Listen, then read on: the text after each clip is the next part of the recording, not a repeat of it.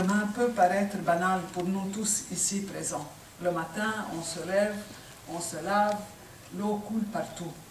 Mais pour 748 millions de gens dans le monde, ils n'ont tout simplement pas accès à l'eau potable. Ceci équivaut à peu près à toute la population de toute l'Europe.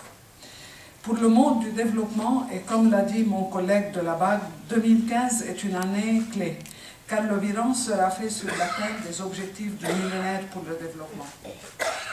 Et la Côte d'Ivoire fait partie du groupe des pays qui n'ont pas jusqu'à maintenant suffisamment fait de progrès pour atteindre la cible relative à l'eau potable.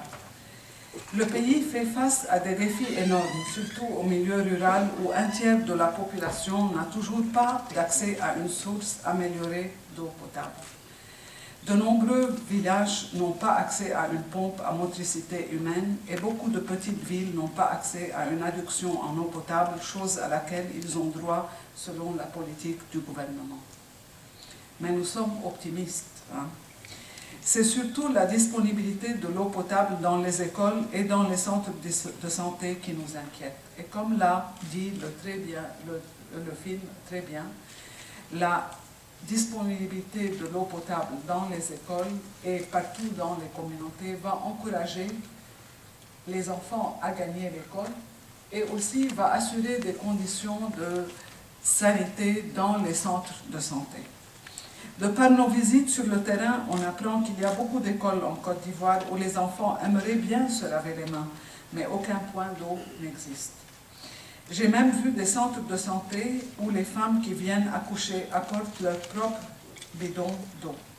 Tous ces faits nous interpellent en cette journée mondiale de l'eau. Une autre inquiétude pour nous est l'équité dans l'accès de l'eau.